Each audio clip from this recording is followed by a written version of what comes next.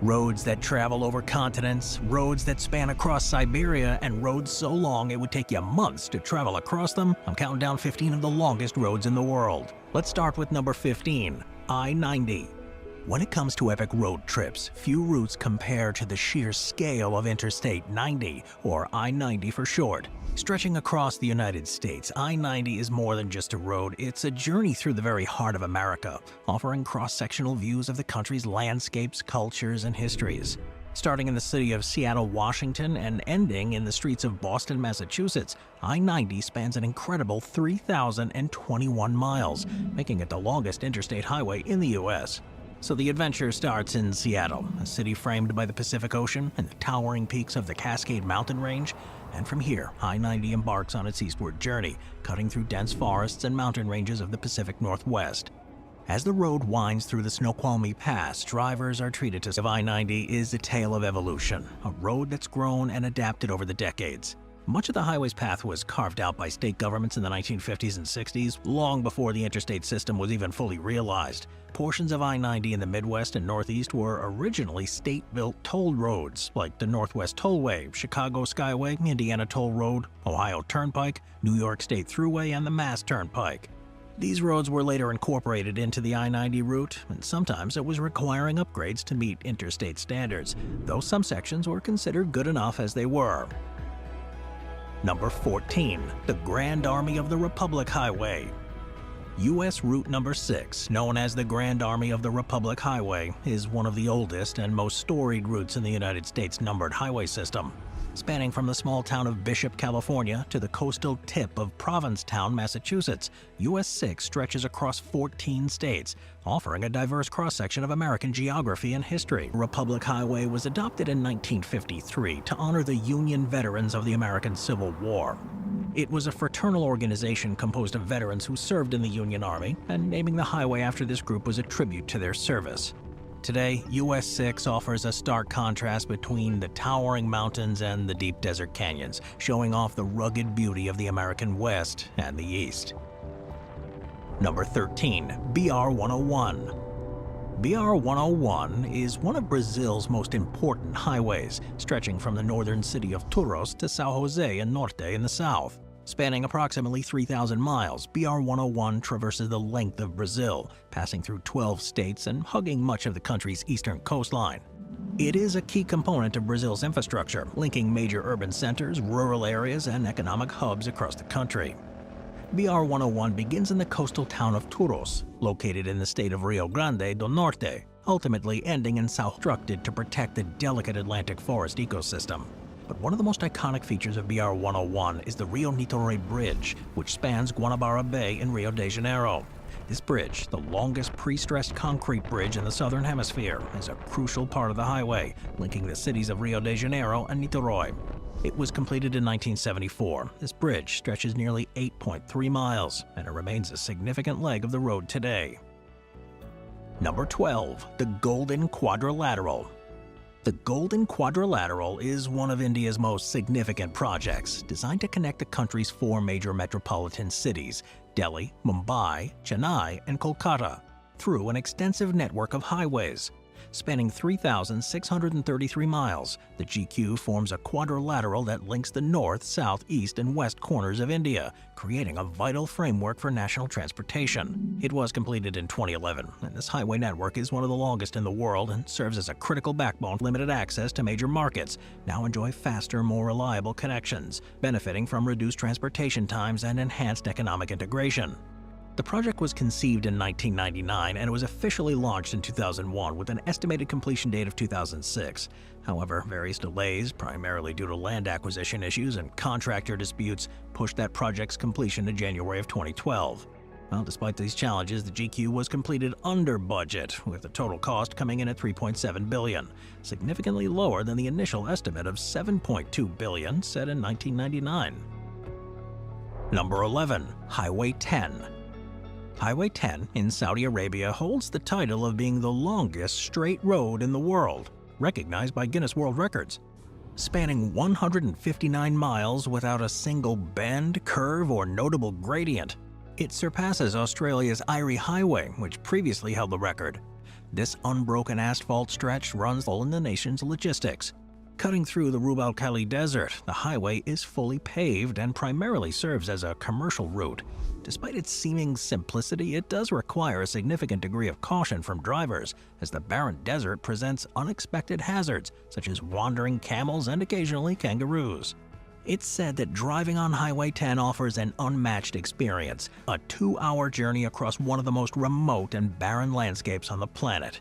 With no turns or inclines, it represents the pinnacle of straight road engineering.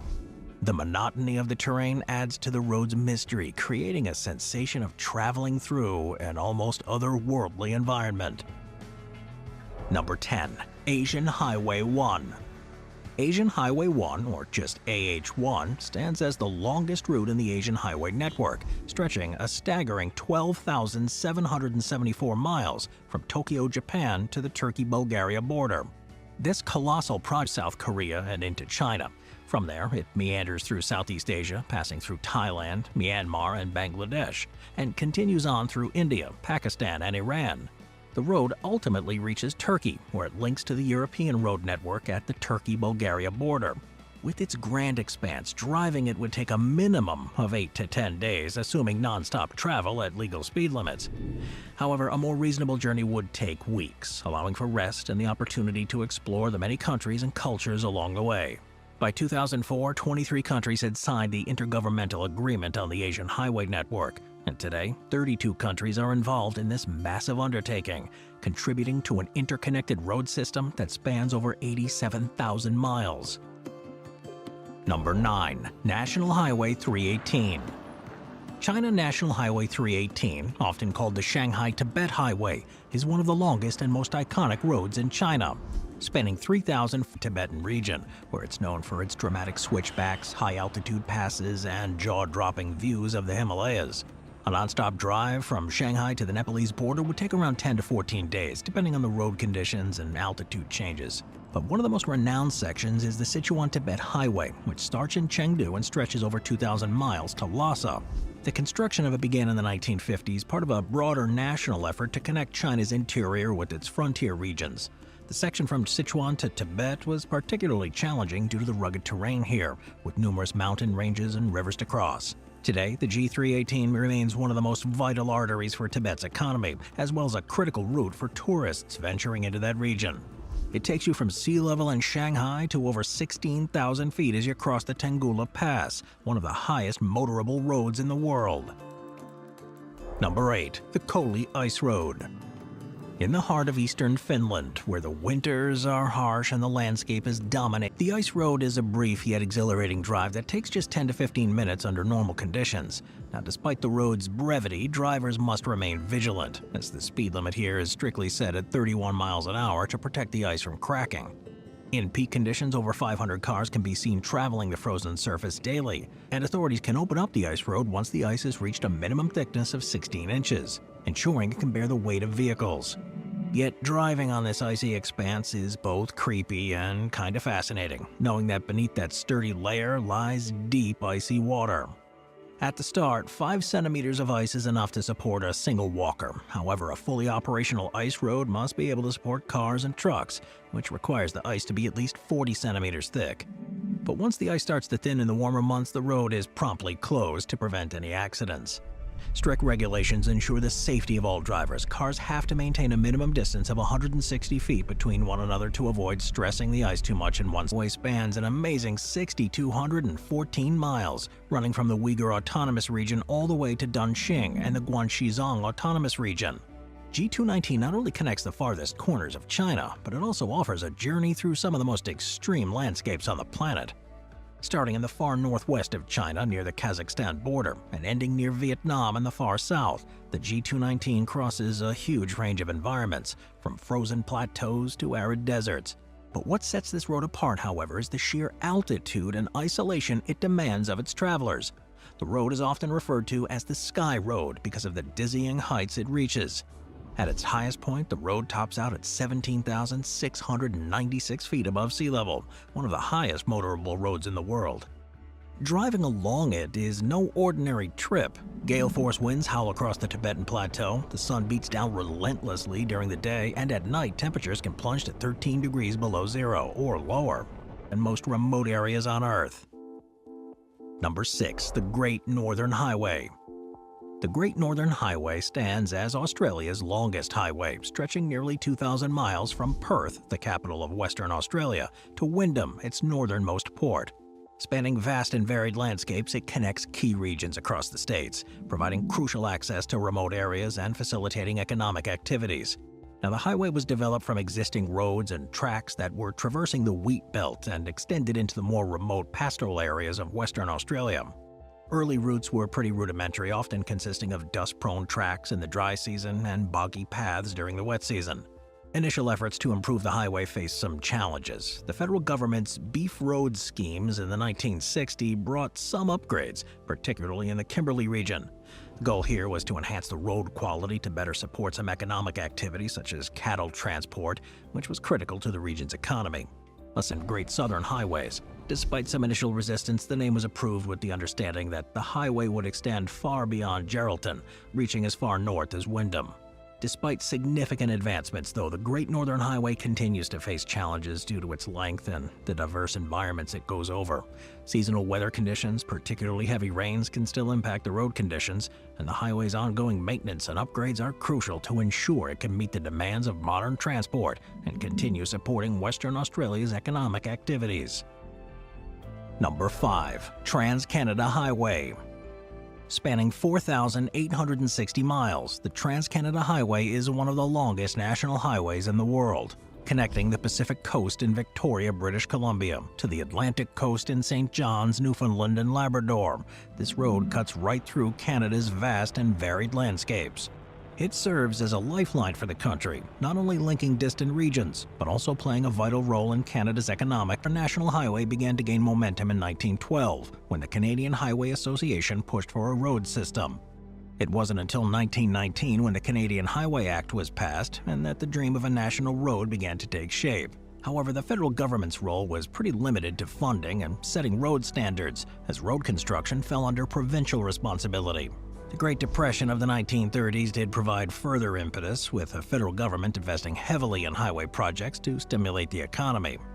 The Trans-Canada Highway, as it exists today, is a series of interconnected roads that span 7,950 miles of paved roadway across the country.